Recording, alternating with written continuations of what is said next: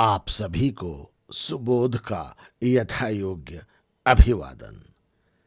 मित्रों, अपने पिछले अंकों की श्रृंखला को आगे बढ़ाते हुए अब हम कुछ अन्य असुरों की चर्चा करेंगे, जिनमें दानवमय, खर और दूषण और कालनेमी शामिल हैं। इस क्रम में मय दानव एक अत्यंत महत्वपूर्ण कड़ी है, जिसने अपनी उपलब्धियों और श्रेष्ठ कार्यों से दानव कुल को प्रतिष्ठा और कीर्ति के सराहनीय स्तर तक पहुंचाया।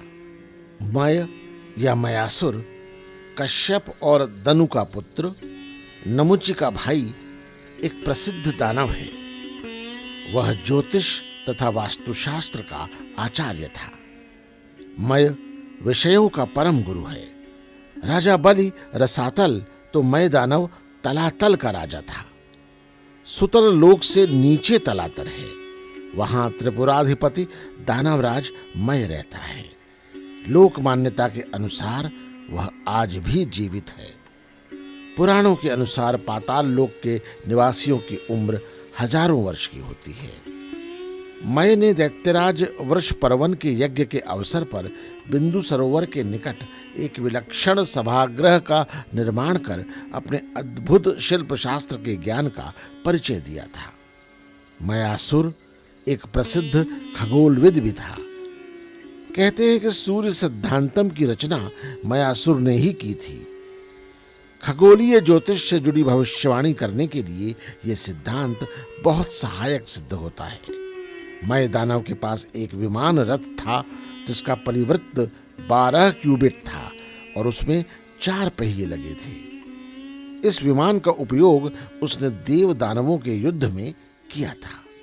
देव दानवों के इस युद्ध का वर्णन स्वरूप इतना विशाल है, जैसे कि हम आधुनिक अस्त्र शस्त्रों से लैस सेनाओं के मध्य परिकल्पना कर सकते हैं।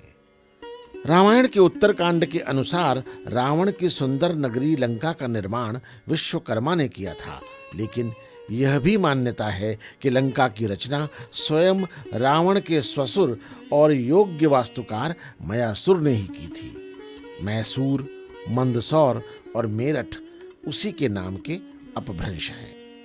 मय दानव ने सोने, चांदी और लोहे के 3 शहर, जिसे त्रिपुर कहा जाता है, का निर्माण किया था। तारकासुर के लिए मय दानव ने इन 3 राज्यों का निर्माण किया था। तारकासुर ने ये तीनों राज्य अपने बेटों तारकाक्ष, कमलाक्ष और विद्युन्माली को सौंप दिए थे। त्रिपुर को बाद में स्वयं भगवान शिव ने ध्वस्त कर दिया था। जब शंकर ने त्रिपुरों को भस्म कर असुरों का नाश कर दिया, तब मयासुर ने अमृत कुंड बनाकर सभी को जीवित कर दिया था, किंतु विष्णु ने उनके इस प्रयास को विफल कर दिया। ब्रह्म पुराण के अनुसार इंद्र द्वारा नमुच्च का वध होने पर इसने इंद्र को पराजित करने के लिए तपस्या द्वारा अनेक माया विद्याएं प्राप्त कर ली। भयग्रस्त इंद्र तब ब्राह्मण वेश बनाकर इसके पास गए और छल पूर्वक मैत्री के लिए अनुरोध किया तथा फिर असली रूप भी प्रकट कर दिया। इस पर मय ने अभयदान देकर उन्हें माया विद्याओं की शिक्षा दी। मय दानव की 2 पत्नियां हेमा और रंभा थीं, जिनसे 5 पुत्र तथा 3 कन्याएं हुईं। रावण की पत्नियां मंदोदरी और दम्यमालिनी मय और हेमा की पुत्रियां थीं। रावण की पत्नी मंदोदरी की मां हेमा एक अप्सरा थी और उसके पिता एक असुर। अप्सरा की पुत्री होने के कारण मंदोदरी अत्यंत सुंदर थी, साथ ही वह आधी दानव भी थी। वानर राज बाली ने जिन 2 दानव भाइयों मायावी और दुंदुभि का वध किया था, वे भी मयासुर के ही पुत्र थे। शिव पुराण के अनुसार असुरों का जब शिवजी ने नाश कर दिया, तीनों त्रिपुरों को भस्म कर दिया, तो मय राक्षस ने शिवजी की भक्ति की। शिवजी का परम भक्त होने के कारण उनकी कृपा के बल से वह जलने से बच गया, तो कृतज्ञ भाव से वह शंभु को प्रसन्न देखकर वहां आया। उसने विनीत भाव से हाथ जोड़कर प्रेम पूर्वक भक्तिपूर्ण चित्त से उनकी स्तुति व प्रार्थना की। तब शिव प्रसन्न होकर मय से बोले, तू मेरी आज्ञा से अपने परिवार सहित वितल लोक को चला जा। वह स्वर्ग से भी रमणीय है। तू वहां प्रसन्न चित्त मेरा भजन करते हुए निर्भय होकर निवास कर। मेरी आज्ञा से अब कभी भी तुझमें आसुर भाव का प्राकट्य नहीं होगा। सनत कुमार जी कहते हैं, मुने, मैंने भगवान शंकर की इस आज्ञा को सिर झुकाकर स्वीकार किया और उन्हें तथा अन्यान्य देवों को भी प्रणाम करके वह वितल लोक को चला गया। मित्रों, मायासुर को दक्षिण अमेरिका की प्राचीन माया सभ्यता का जनक भी माना जाता है। ऐसा माना जाता है कि जो जानकारियां और विलक्षण प्रतिभा मय दानव के पास थी, वही माया सभ्यता के लोगों के पास भी थी।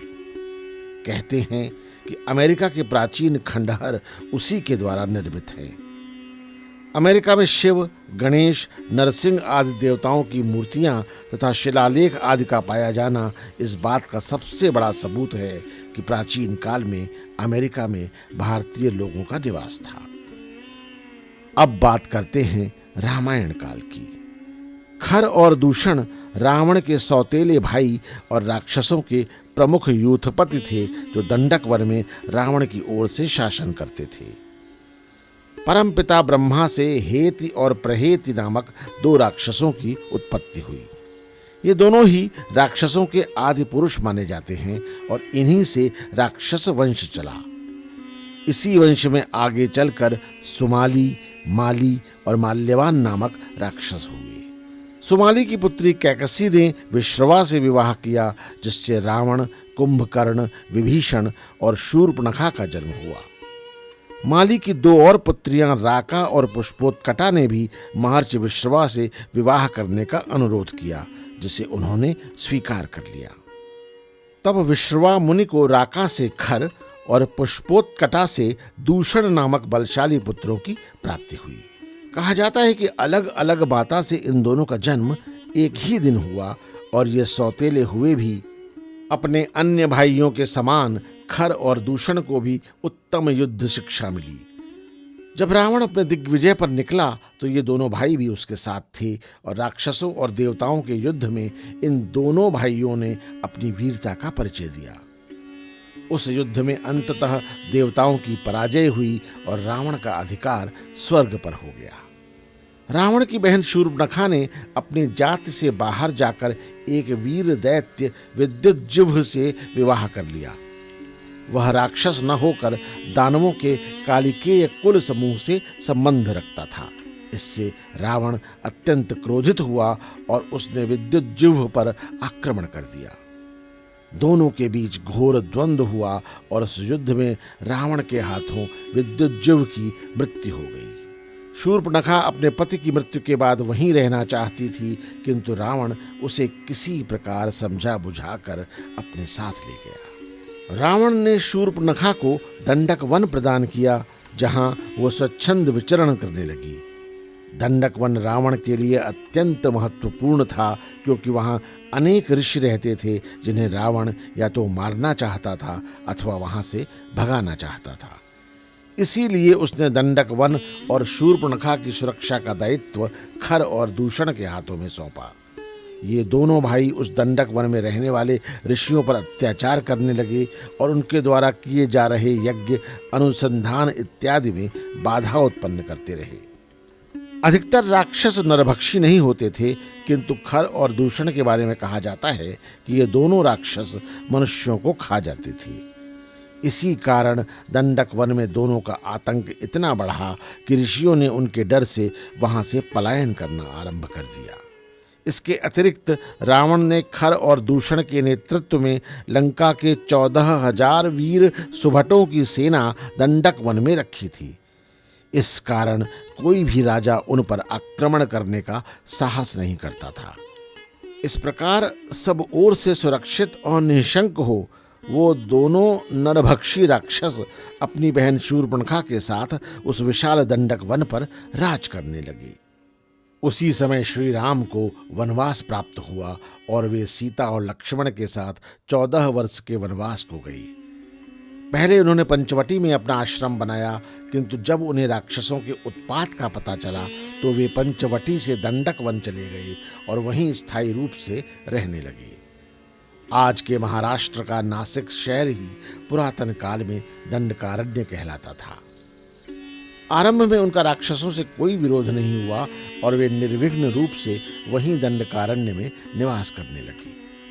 वहां रहते हुए उनके वनवास के 13 वर्ष समाप्त हो गए। एक बार शूर्पणखा भ्रमण करती हुई श्री राम के आश्रम की ओर गुजरी।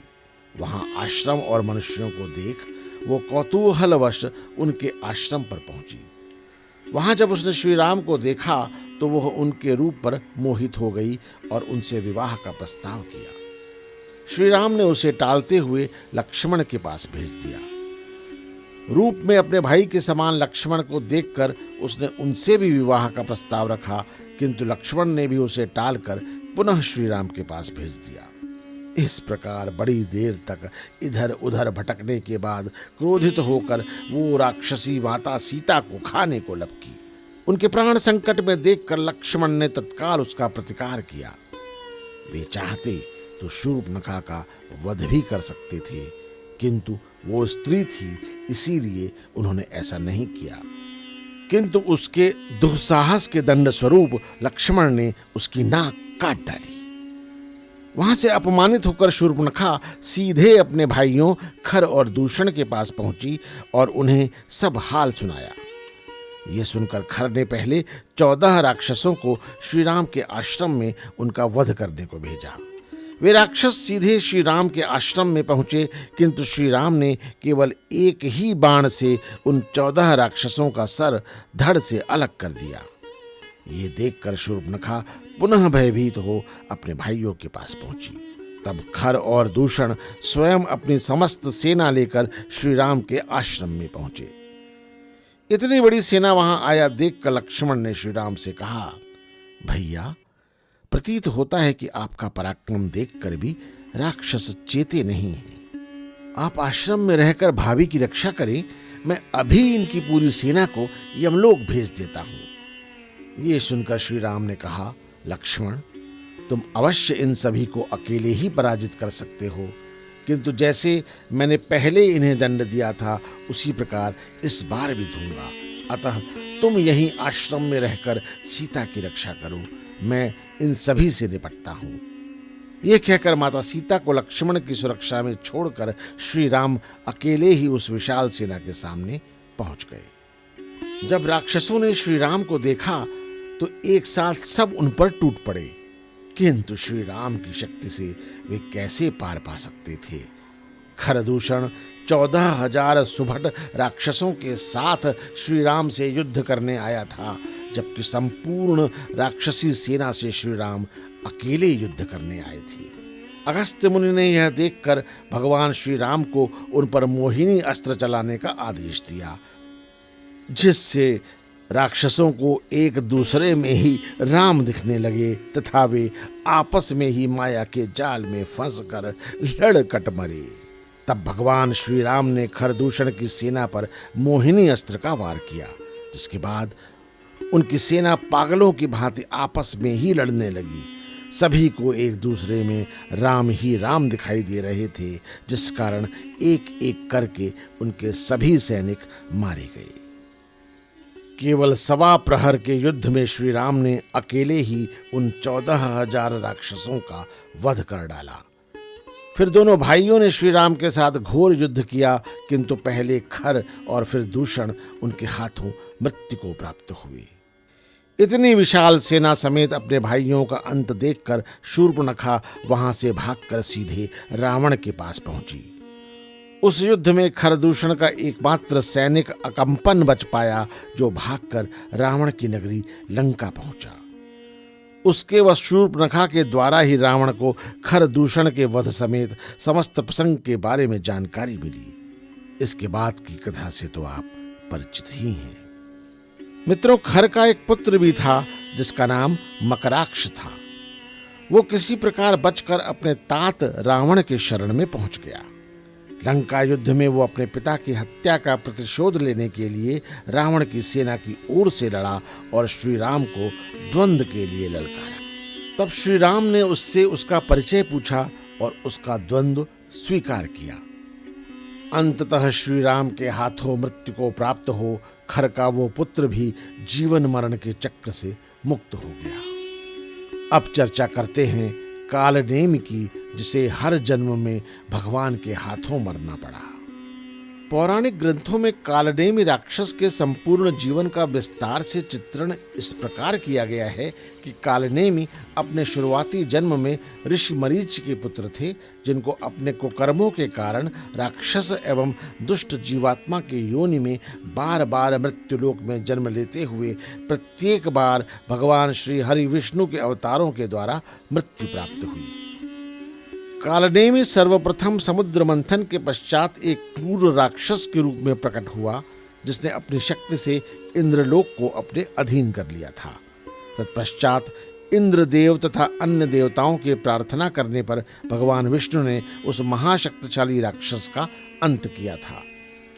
इसके बाद फिर कालनेमि ने हिरण्याक्ष के यहाँ जन्म लिया और अपने भाई अंधकासुर के आज्ञानुसार भगवान विष्णु के विरुद्ध युद्ध करते हुए मारा गया।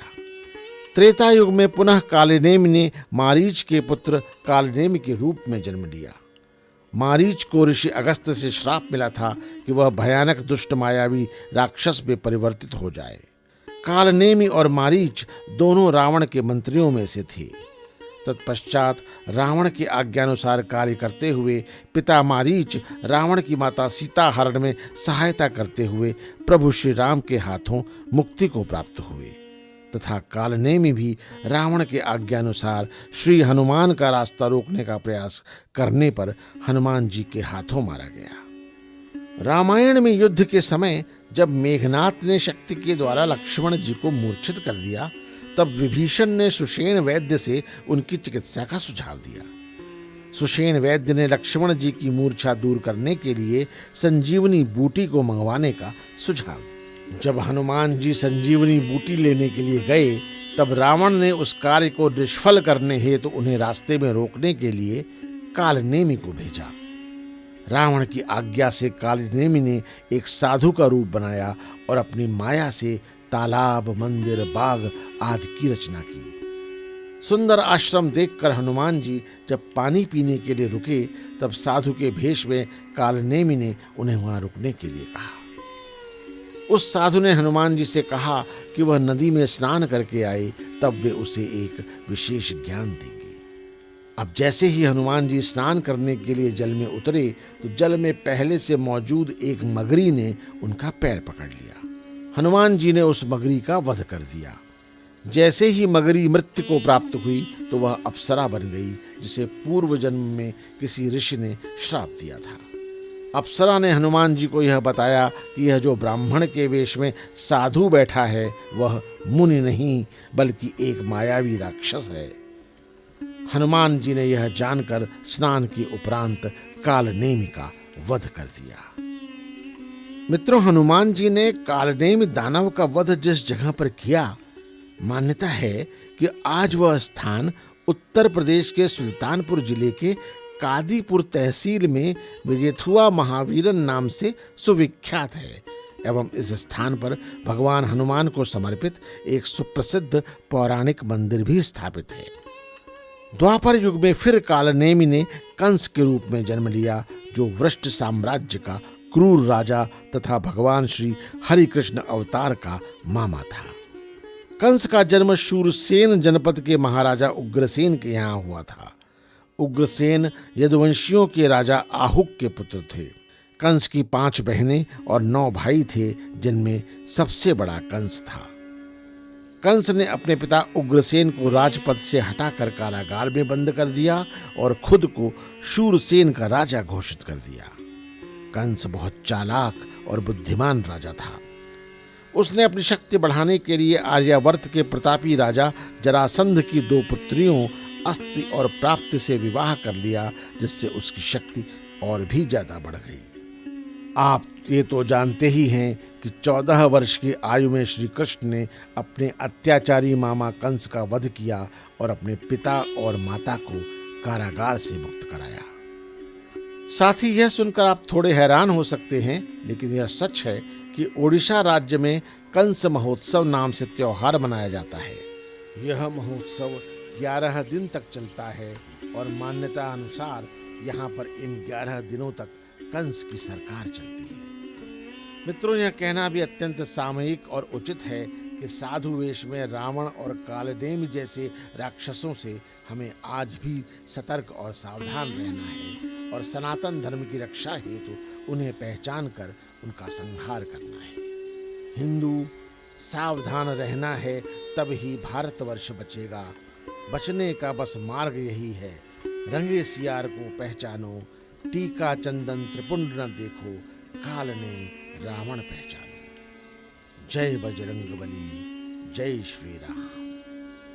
अथ श्री असुर कथा श्रृंखला के अंतिम अंक में आपसे पुनः भेंट होगी।